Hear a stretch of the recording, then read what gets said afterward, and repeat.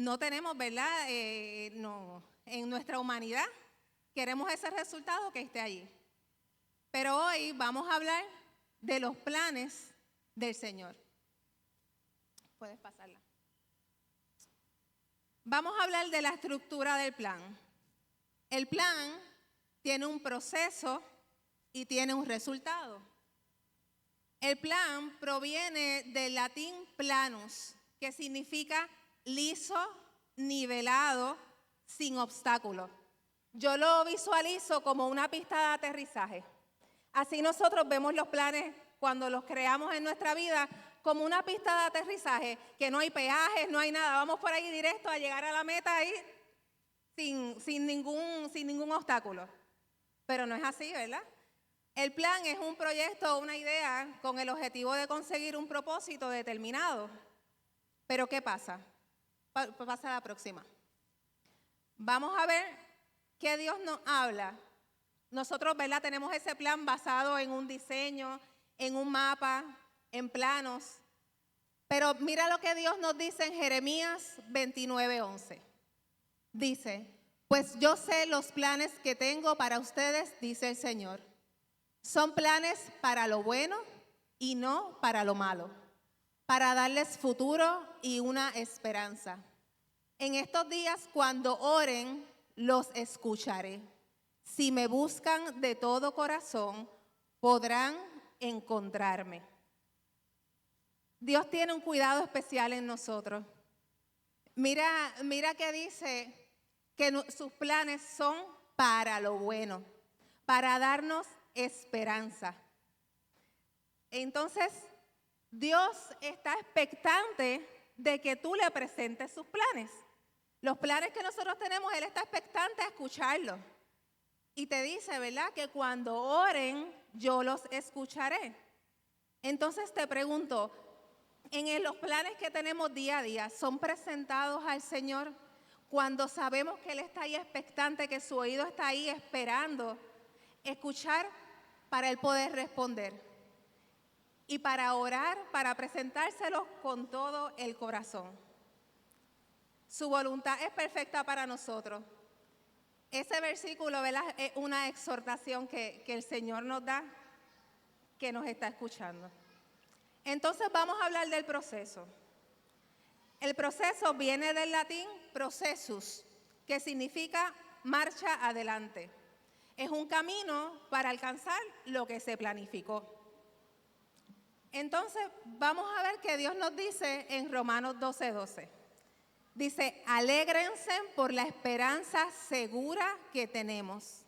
Tengan paciencia en las dificultades y sigan orando. Nuevamente nos dice el Señor que tengamos paciencia, que vamos a tener dificultades y nos exhorta nuevamente a que oremos. El proceso, ¿verdad? Es una etapa de crecimiento. Es una etapa para formar nuestro carácter y el proceso es necesario. Las pruebas miden nuestro nivel de fe y la obediencia. Y en el proceso Dios transforma nuestro corazón, pero también Él transforma nuestra mente. Y tenemos que estar alineados a que nuestro corazón y nuestra mente sean transformados, porque si no, va a ser algo pasajero. Y eso no es lo que Dios quiere en nuestra vida. Yo creo que lo más hermoso que cada uno de nosotros podemos recibir es el que Dios pueda hacer en nosotros, procesarnos y que su carácter esté conforme al de Él en cada uno de nosotros. Eso es lo más hermoso que nosotros podemos recibir, pero es parte de un proceso que tenemos que pasar. Pasa a la próxima. Entonces, como parte del plan, luego que planificamos, luego que pasamos por un proceso, vamos a los resultados. Resultado viene de la palabra latín, efecto de algo. Es el destino alcanzado luego del proceso. Entonces, con Dios experimentas la bendición, la madurez y el cumplimiento de la promesa. Dice Romanos 8:28. Y sabemos que Dios, que hace que todas las cosas cooperen para bien, de quienes lo aman y son llamados según el propósito que Él tiene para ellos. Entonces, amado, yo te vengo a resumir la estructura del plan en estas palabras. Nuestros planes son limitados, pero los de Dios son eternos. Nuestros planes fallan, pero los del Padre no fallan. Nuestros planes buscan comodidad, pero los planes de Dios buscan propósito. Y tenemos que grabarnos eso en lo profundo de nuestro corazón. No es que no hagamos planes, sino que nos sometamos a la voluntad de Dios cuando los creemos, cuando vivamos bajo esos planes, porque sabemos que Él está expectante, esperando que nosotros se los presentemos a Él. Entonces, realizando esta palabra, Dios trajo a mi mente, a mi memoria, a Pablo y Silas. Y era una lectura que yo había realizado, pero no con el detenimiento como Dios me lo mostró y lo quiero compartir con ustedes.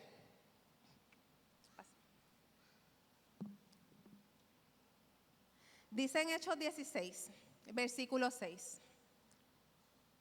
Atravesaron la región de Frigia y Galacia, ya que el Espíritu Santo había impedido que predicaran la palabra en la provincia de Asia.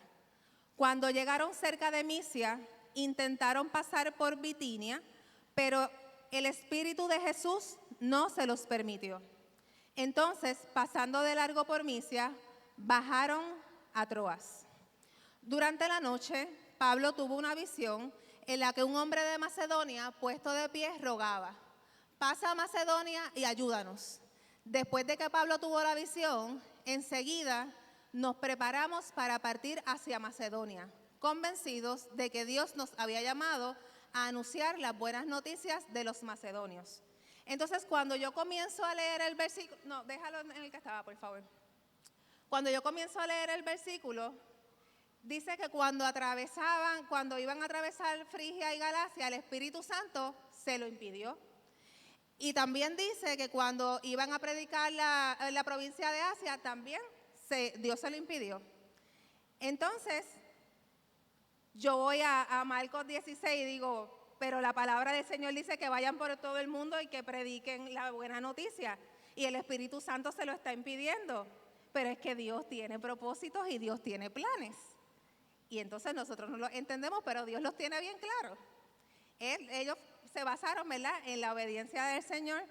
Y esto, cuando lo leía, me acordaba, cuando pasó lo de las Torres Gemelas, yo vi un documental de una mujer que creía en el Señor, y ella estaba diciendo que ella salió de su casa, que ella dejó los niños en el cuido, y cuando ella iba camino a su trabajo, que era en una de las dos torres, se percata cuando está llegando que no tiene el celular. Entonces, en su trabajo no le permitían el que ella pudiera recibir llamadas de afuera. Y entonces, pues ella tuvo que regresar, y ella estaba explicando que ella estaba molesta porque estaba tarde, porque se iba a meter en un problema, porque la distancia de la casa al trabajo era mucha, y regresó a su casa. ¿Qué pasa? Cuando ella viene de regreso, la primera torre que se impacta es justo en el área que ella trabajaba. Entonces, Dios tenía propósitos con su vida y Dios la cuidó. Y no sé a cuántos a veces le ha pasado que vamos con prisa, vamos de alguna manera, y de repente pasa algo que cambia, y Dios tiene sus planes perfectos en nuestra vida. Y cuando leía eso, me vino a memoria, ¿verdad?, ese testimonio que escuché de esta persona. Pero volvamos a Pablo y Silas. Puedes pasarla. Dice: el sábado salimos a las afueras de la ciudad y fuimos por la orilla del río, donde esperábamos encontrar un lugar de oración. Nos sentamos y nos pusimos a conversar con las mujeres que se habían reunido. Una de ellas, que se llamaba Lidia, adoraba a Dios. Era de la ciudad de Tiatira y vendía telas de color púrpura. Mientras escuchaba, el Señor le abrió el corazón para que respondiera al mensaje de Pablo. Cuando fue bautizada, su familia nos hizo la siguiente invitación: si ustedes me consideran creyente en el Señor, vengan a hospedarse en mi casa, y nos persuadió. Entonces, dentro de los planes del Señor estaba que Lidia y su familia fueran bautizadas y fueran nueva criatura. Entonces, ya vemos viendo los planes del Señor, cómo cambió lo que ellos querían hacer, ¿verdad? Ya la vida de Lidia y de su familia fue impactada.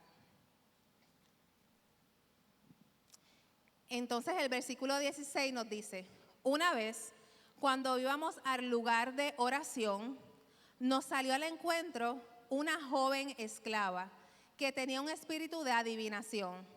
Con sus poderes ganaba mucho dinero para sus amos. Nos seguía a Pablo y a nosotros gritando, esos hombres son siervos del Dios Altísimo y les anuncian el camino de salvación. Así continuó durante muchos días.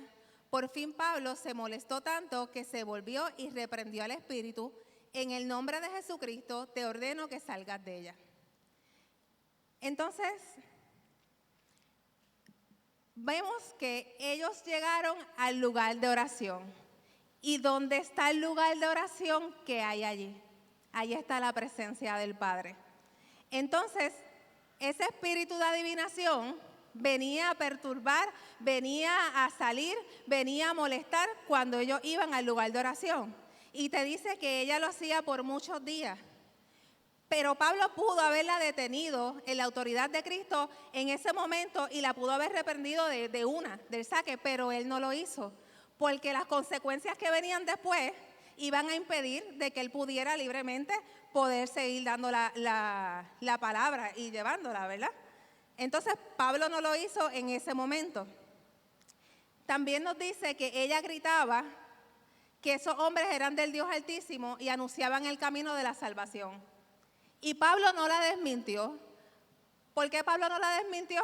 Porque podría dar la gente a entender que lo que ella estaba, la verdad que ellos traían estaba relacionada a una actividad demoníaca. Y entonces la verdad y la maldad no mezclan. Por eso tenemos que estar bien apercibidos a que de dónde viene, ¿verdad? Lo que nosotros recibimos, de dónde, porque por más lindo que se escuche, que ella estaba hablando, diciendo que ellos venían a anunciar, ¿verdad?, el camino de la salvación, pero venía de una persona, ¿verdad?, que estaba endemoniada. Entonces, yo me pongo a pensar que Pablo pudo haber tomado otro camino y evadirla, y no enfrentarla y salir y lo demás, pero Satanás se inquieta cuando sabe que tú vas a tener un encuentro con Dios. Eso a él le molesta y busca la manera de intervenir. Él no quiere que tengas una vida de oración.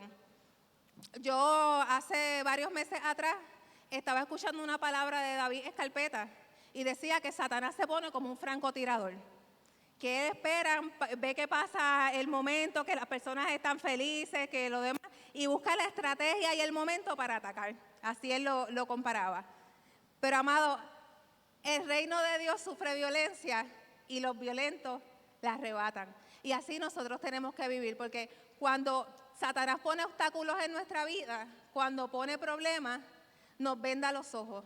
Y nosotros tenemos la autoridad en Cristo para enfrentarlo, para cancelarlo, ¿verdad? Para aplastarle la cabeza. Tenemos que ir en pos, ¿verdad?, de lo que Dios nos manda a hacer para, ¿verdad?, cancelar lo que Él quiere para mal en nuestras vidas.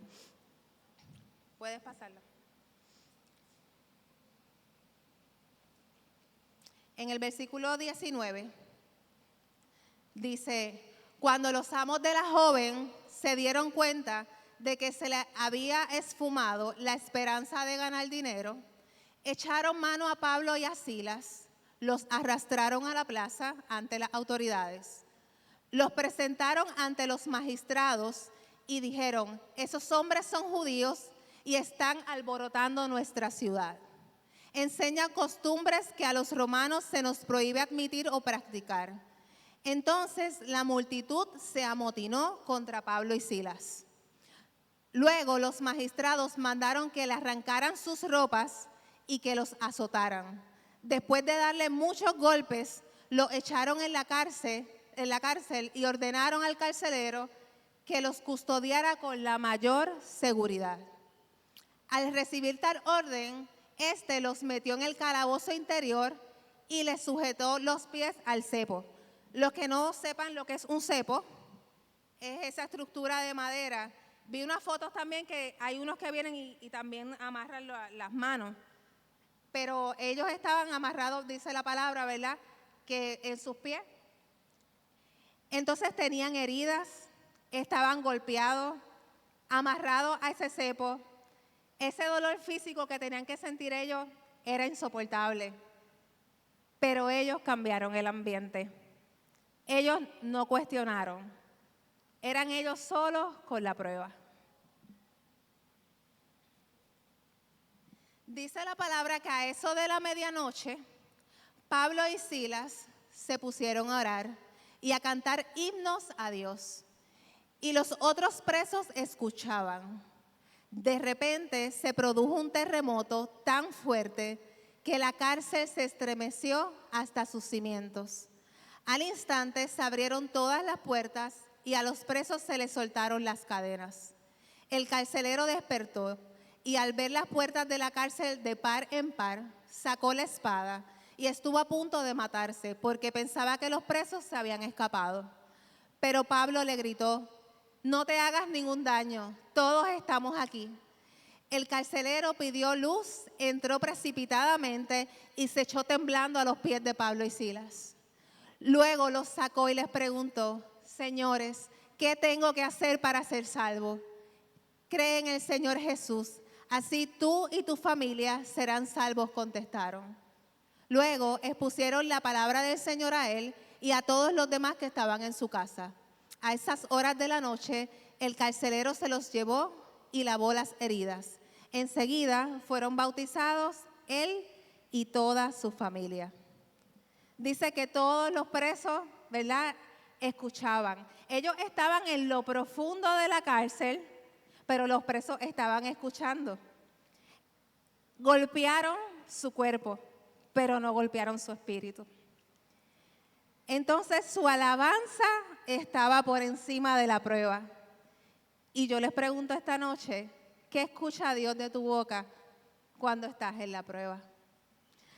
La adoración tuvo como resultado una intervención sobrenatural. Su clamor en su alabanza provocó que el Señor, ¿verdad?, se manifestara de una forma poderosa. Entonces ahora entendemos por qué no era el momento de ir a Asia, por qué no era el momento de ir a Bitinia. Sus planes fueron transformados en propósito. Entonces sabemos que Lidia y su familia conocieron al Señor y fueron bautizadas. Sabemos que la mujer endemoniada fue liberada. Sabemos que el carcelero y su familia también conocieron del Señor y también fueron bautizados. Que esos presos escucharon la palabra y vieron manifestarse un milagro en ese lugar. Entonces tu actitud cambia la historia.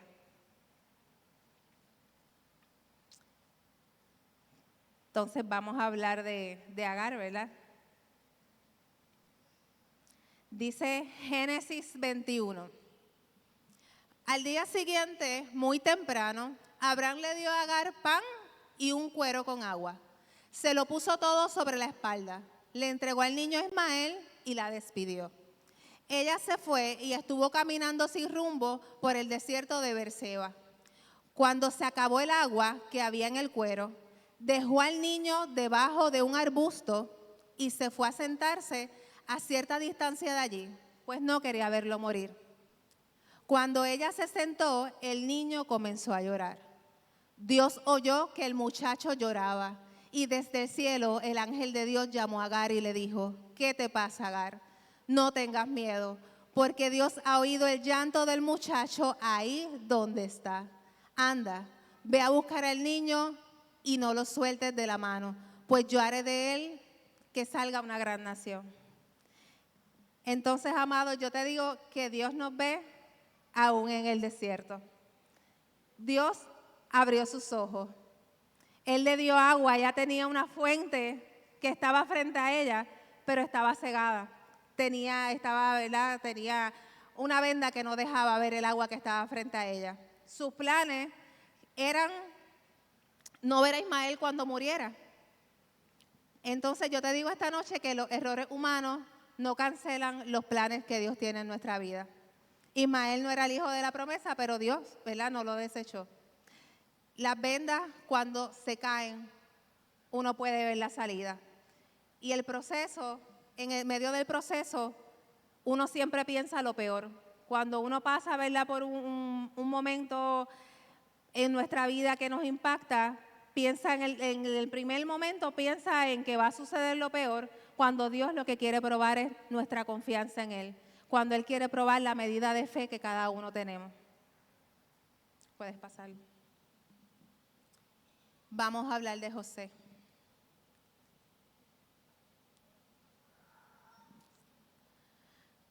José lo echaron en una cisterna, fue esclavo, fue acusado, fue encarcelado. Sus hermanos lo aborrecían. Quisieron lavarse las manos, ¿verdad? Y venderlo a los ismaelitas. Después que lo tiraron dentro de la cisterna, pues no, vamos a lavarnos las manos, no lo vamos a matar así, vamos a sacarlo y lo venden. Engañaron a Jacob, le llevaron su túnica llena de sangre y él pensó que era un animal que lo había devorado. Entonces los ismaelitas lo venden a Potifar. Él sufrió soledad, traición, una injusticia porque la esposa de Potifar, ¿verdad? Hizo que él lo metieran preso cuando él no quiso, ¿verdad? Acceder a su petición. Cometieron injusticia con él, pero él en todo momento y en cada proceso que él vivió, él se demostró con obediencia. Él abrió la puerta al cumplimiento del Señor y José se mantuvo en todo momento fiel. Entonces, al final, fue José quien fue el instrumento para salvar a su propia familia y a todo el pueblo del hambre. Entonces, lo que parece pérdida puede ser preparación. Puedes pasarla.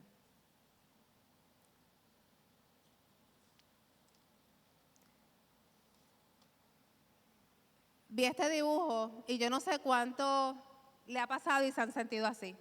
Yo me he sentido así. Pero tenemos dos opciones. O sentarnos y desenredar ese enredo que hay allí nosotros en nuestra humanidad. O mira, cerrar los ojos y entregárselos al Señor.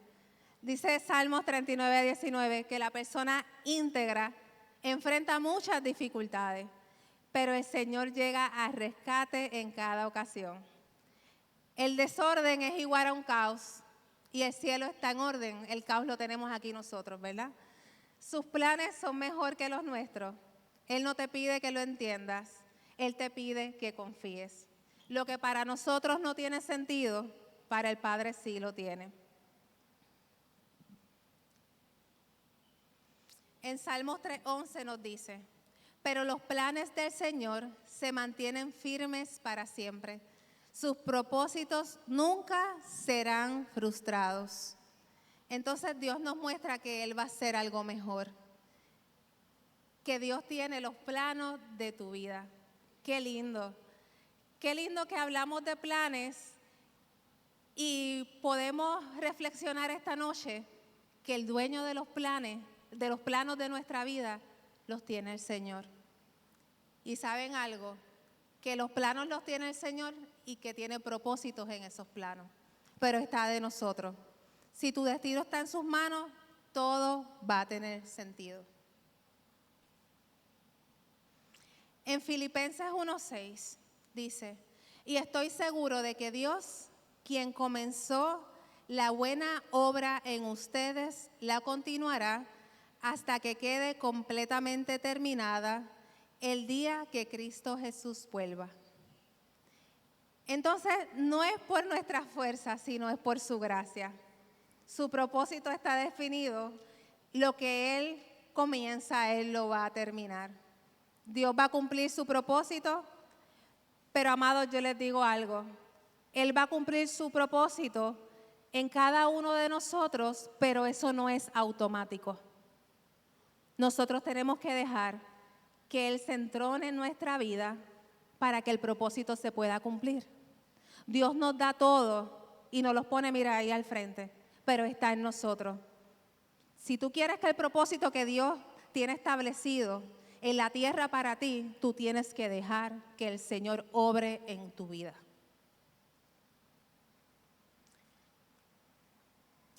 Yo les voy a pedir, ¿verdad?, que cada uno de nosotros tiene muchas historias que contar. Esos testimonios cada vez que yo los veo, ¿verdad?, impactan mi vida y ese video toca mi corazón. porque qué lindo es la fidelidad de Dios cuando lo tenemos en nuestra vida. Estas personas, muy probablemente, sus planes en lo que estaban viviendo era que iban a tener una vida perdida, que ya no había remedio. Pero gloria a Dios que el Señor se les mostró.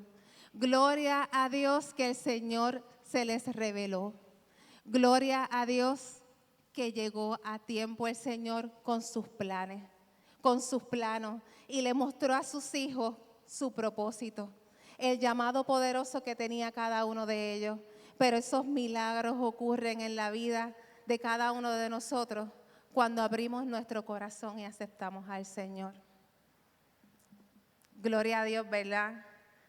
Por la prueba. Bendita sea la prueba. Bendita sea la cisterna. Bendito sea el desierto. La injusticia que tuvimos que vivir. La fosa de los leones. Las tormentas. El gigante. Bendito sea todo eso. Porque todo, ¿verdad?, nos llevó a fortalecer nuestro carácter y a llegar a las manos del Señor.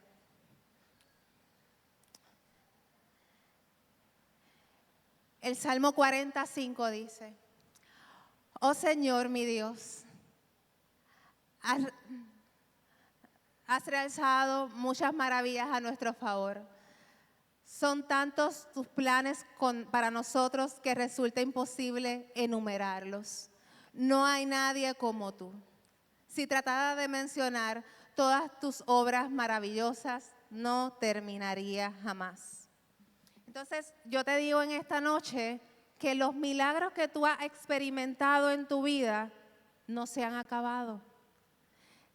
Lo que Dios hizo en tu vida hace años, reciente o lo demás, eso no es tu única historia que vas a contar. Yo quisiera esta noche pararme aquí y decirle que todo va a estar bien y que no vamos a tener más pruebas porque creemos en el Señor y confiamos en Él y que ya las pruebas se acabaron, pero no es así. Vamos a vivir más pruebas. Pero de nosotros depende con quién pasamos la prueba. Si nosotros en nuestras fuerzas o si se las entregamos al Señor. Hay más respuestas para tu historia y vas a tener más testimonios que contar.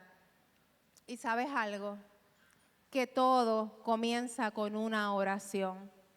Cada uno de los que estamos aquí hoy somos producto de una oración o en algún momento de nuestra vida nos llegó alguna prueba, nos sentimos afligidos y nos rendimos ante el Señor porque en nuestras fuerzas no fue posible. Y todo comenzó con una oración. Y yo les digo, ¿verdad?, en esta noche, que si tus planes no están saliendo bien, hoy es un buen día para entregarle los planes al Señor y dejar que Él cumpla su propósito en ti, pero tienes que dejar que sea Él quien obre. Hoy es un buen día. Y aún así, si las cosas te están saliendo bien, pero no se las ha entregado el Señor a que Él sea quien guíe esos planes, ¿verdad? También hoy es un buen momento para tú decirle: Señor, renuncio a mis planes y te los entrego a ti. Ponlos tú en el orden divino que tú quieras. Yo les voy a pedir, ¿verdad? Ya terminé la palabra que Dios me dio, pero vamos a orar, vamos a ponernos de pie. El altar está abierto si alguien quiere pasar. Si alguien entiende, ¿verdad?, que necesita que Dios restaure su vida. El altar está abierto o puedes hacerlo desde donde está. Padre Santo y Padre bueno, Señor, yo te doy las gracias, Padre Señor, por los propósitos, Padre, que tú tienes para cada uno de nosotros, mi Dios. En esta noche, Padre Señor, te entregamos nuestros planes, Padre. Reconocemos, Padre Señor, que no es por nuestra fuerza, Padre, sino que es por ti, Padre amado, Señor. Yo te pido, Padre Señor, que según tu infinita voluntad, Padre amado, seas tú estableciendo, Padre, los planes que tienes para cada uno de nosotros como a ti te place, Padre, según el propósito que tú tienes para cada uno. Mi Dios, Señor, quien no tiene, Señor, su vida organizada en tus manos, Padre, yo te pido, Señor, que tú hables a su corazón, Padre amado, que pueda entregarle los planes de su vida y que pueda ver, Señor, la misericordia obrar en ellos, Padre amado. Sé tú, Señor, en esta hora quitando las vendas, Padre, Señor. No cegamos como Agar, Padre amado, que en el desierto, Padre, se dejó que las circunstancias de su alrededor, Padre, la cegaran. Padre, abre nuestros ojos, Padre amado, Señor. Llénanos de ti. Te lo pedimos, Padre, en el nombre de tu Hijo amado Jesús. Amén.